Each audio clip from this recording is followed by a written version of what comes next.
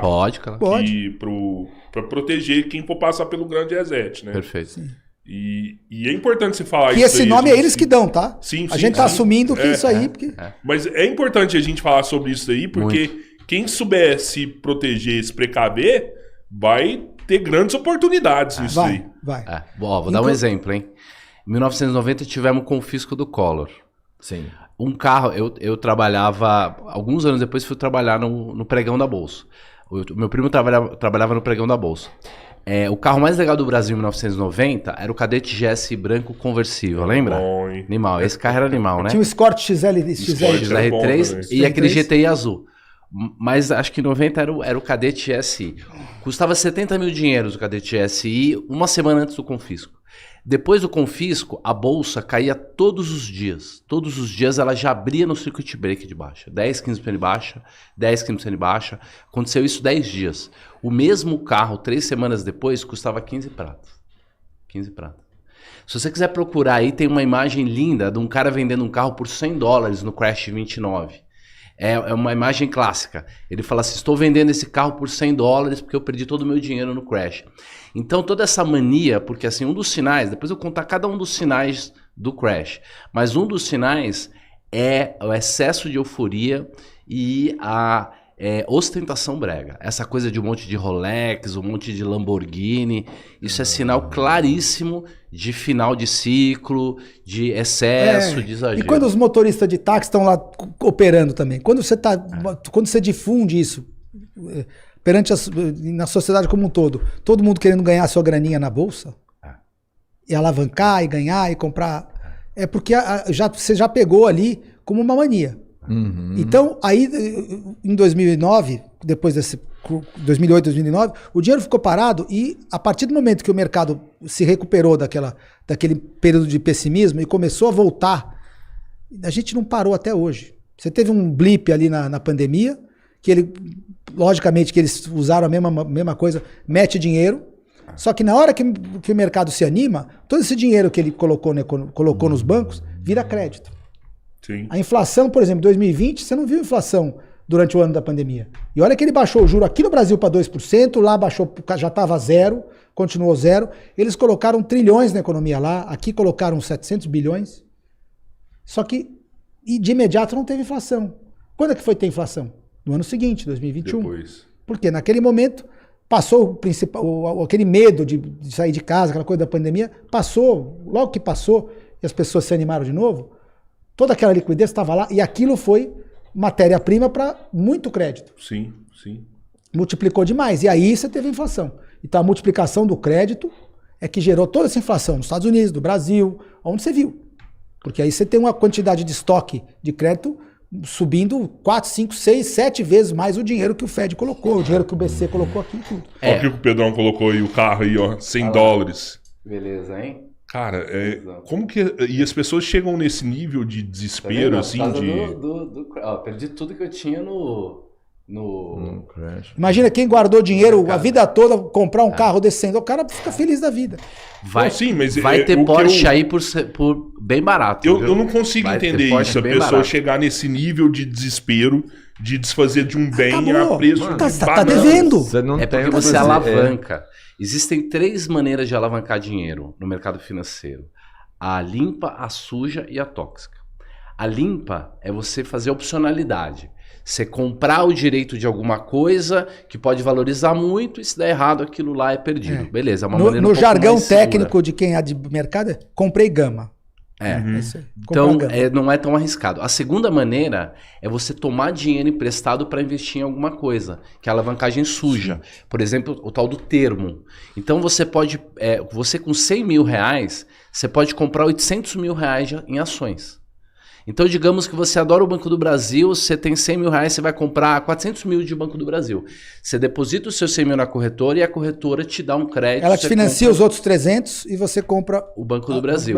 Só que o que acontece? Qual é o efeito? Se o Banco do Brasil, que você tem 400 mil agora, sobe 20%, os 400 vira 480. Só que você só tinha 100. Então você ganhou 80%. Você é gênio. Entendeu? Vai sair na capa da Exame, aí todo mundo vai te seguir, você vai vender seu curso. Agora, Se o mercado cai 20%, o 400 mil vira 320 mil.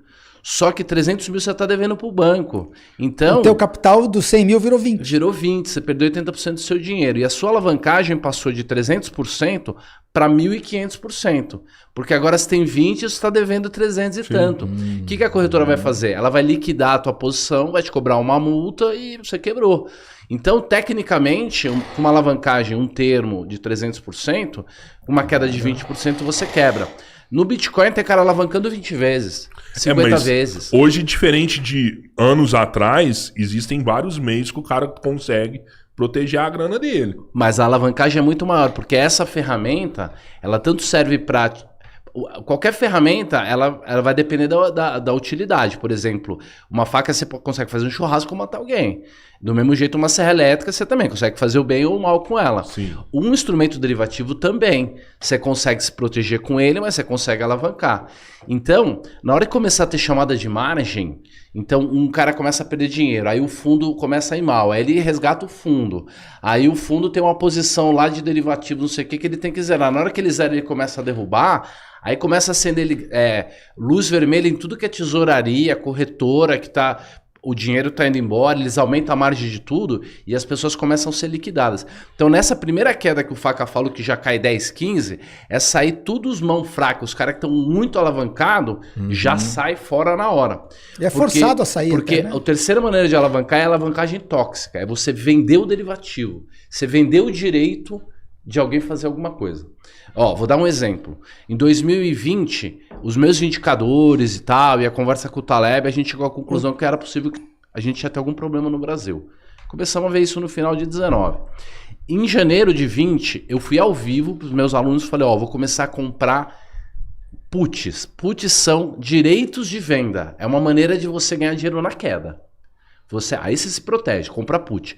Eu comprei em janeiro. Eu pus 15 mil numa corretora grande aí do Brasil, que é o dinheiro que qualquer aluno poderia fazer.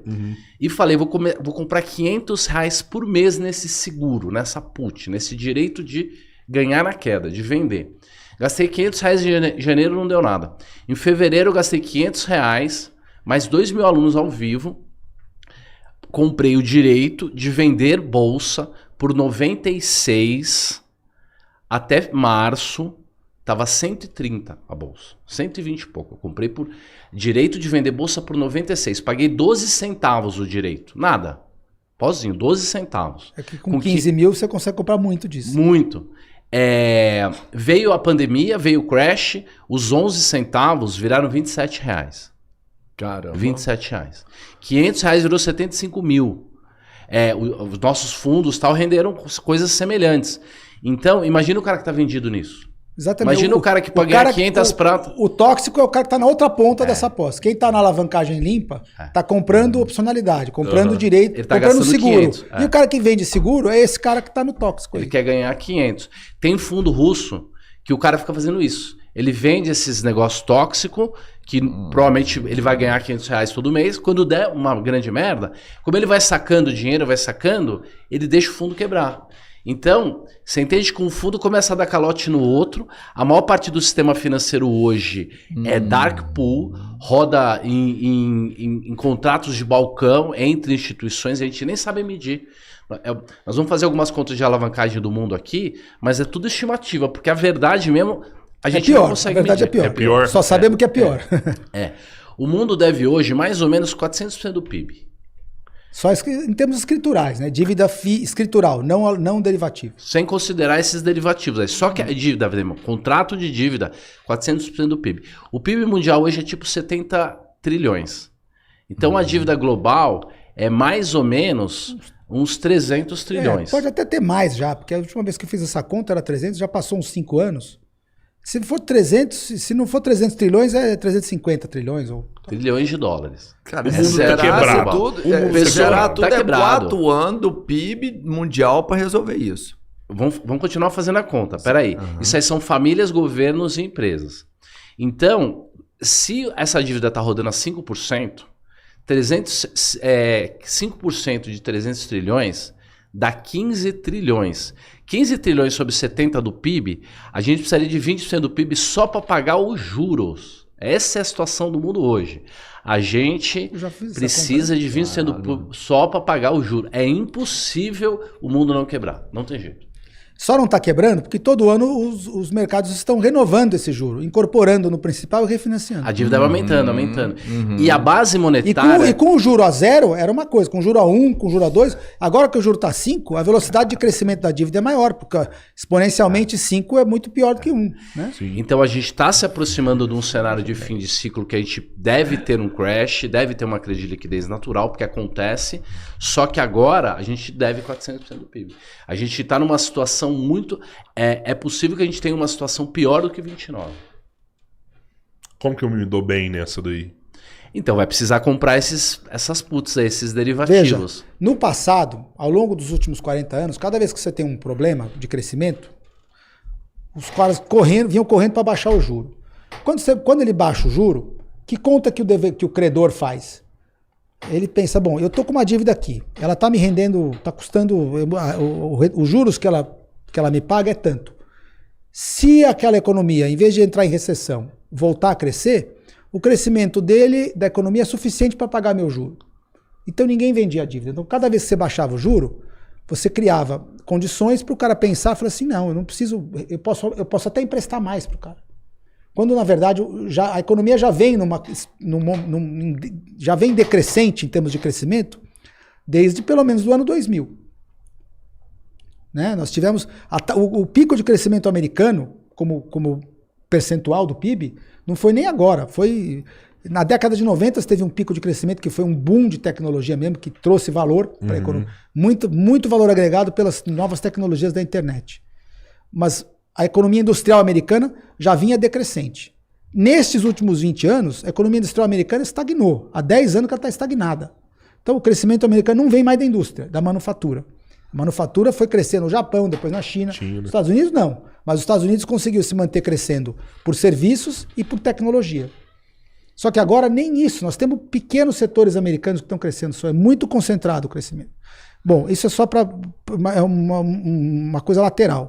O credor está olhando para a economia e fala assim, eu tô pensando coletivamente. Isso é um pensamento individual dos credores, mas vale para um coletivo. Sim. Se eu estou para receber tanto de juro, mas no caso de uma recessão, o risco é de não receber. Só que cada vez que o Fed vai lá e coloca dinheiro no mercado e distorce o custo do dinheiro, faz o dinheiro ficar mais barato do que ele deveria, em vez do cara reduzir a alavancagem dele, tomar cuidado no crédito, no empréstimo, não, todo mundo, no primeiro sinal de melhora do mercado, todo mundo vai lá e empresta mais. Então você vai criando mais alavancagem no sistema como um todo. Hoje, o que aconteceu? Com tudo isso acontecendo, enquanto o juros está baixo, todo mundo fica prestando. Aí a economia está crescendo. Tá bom, o cara faz conta. Eu consigo imaginar um cenário com a economia me pagando de volta, quer dizer, a economia rendendo 2 ou 3% de crescimento, consegue pagar um juro de 0. O 0,5, né? 0 não é juro, mas consegue pagar 0,5. Agora, no momento que você vai para 5, tudo fica insolvente. Só que aí é aquela coisa, ele vai baixar o juro de novo. Mas e se ele não conseguir? Se ele baixar o over lá, mas ninguém confiar, dessa vez eu não confio. Eu não confio que está tão alto o endividamento que eu não confio, nem que se o juro chegar em 1, em 0, vai mudar alguma coisa. Precisa realmente ter uma correção, porque nessa hora as pessoas não vão confiar que essa queda, que é possível cair o juro. Hoje eles estão mais preocupados com a inflação até do que isso. Mas se passa a ter desconfiança em relação à solvência, não adianta ele falar que vai baixar o juro.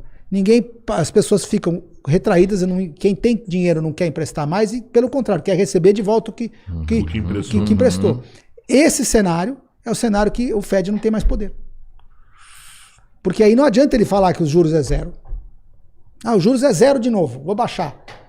Mas se ninguém quiser emprestar, não vai mais. Aí a economia realmente começa a cair em termos de atividade, e pode acontecer primeiro uma queda de atividade, e nessa queda o sujeito ficar, agora que a atividade caiu, agora que eu não empresto mesmo, agora que eu quero receber. O Fed vai lá, baixa o juro para 0 de novo, fala que vai emprestar dinheiro, só que a quantidade de créditos hoje, querendo receber de volta no mundo, a potencial de credores pedindo de volta seu dinheiro é quantas vezes maior do que o Fed? Esses credores, eles já enxergaram são isso. 300, nós estamos, se fizer uma conta por baixo, 300 trilhões. Só nos Estados Unidos tem uns 180 trilhões de dívida. Dívida total. O resto do mundo, você pode botar mais 200 trilhões aí. Então, 350 trilhões. Nos Estados Unidos, se não me engano, é um PIB e meio já que eles devem, não é? Esse é o governo. Esse é o governo. Né? Um PIB, um 120. Famílias, estamos falando de créditos em geral, que é um conceito que nem tem ainda, porque o conceito de M2, M3, M4, ele vai ampliando. E se você falar, tá bom, tem um conceito mais amplo possível, é todos os créditos. Tudo que é empréstimo. Que tudo que tem potencial de virar dinheiro. Tem empréstimo que você não chama ele de volta, mas tem muitos empréstimos que você pode chamar, que tem call. E esse é o lastro do dólar. As pessoas falam assim, o cara imprime dólar. O Fed não tem uma impressora de dólar. Não existe negócio de alguém imprimir dólar. Quem imprime o dólar é o banco. Na hora que o banco fala, eu vou emprestar pro Roberto porque ele tem um projeto lá bom tal, o banco cria um dinheiro na sua conta fictício, aumentando a alavancagem dele. Essa é o movimento da base monetária. Exatamente. O dinheiro que o Fed cria, ele não põe no mercado, ele põe no balanço do banco. Aí o banco tem que pegar aquele dinheiro, inicialmente, emprestar, e quando aquele dinheiro voltar, e o banco emprestar de novo, ele está recriando o mesmo dinheiro. A criação inicial do dinheiro é do Fed quando ela põe no balanço do banco. Mas não é ela que empresta, não é ela que põe para andar o dinheiro. Quando que o dinheiro movimenta alguma coisa no mercado? Quando o banco empresta. Aí, então, assim, a criação de moeda na mão de quem usa a moeda é o banco que faz. Então, o Fed criou lá uma primeira quantidade de moeda, colocou nos bancos, isso lá atrás, quando começou. O banco emprestou, aquilo vai voltar em forma de depósito de alguma maneira, porque o sujeito usa o dinheiro, gasta, passa para você, faz o ciclo na economia, alguém deposita. E se ninguém estiver depositando, o banco tem que subir o juro, sobe o juro, o dinheiro entra de novo, aí ele reempresta. Então esse ciclo se completa.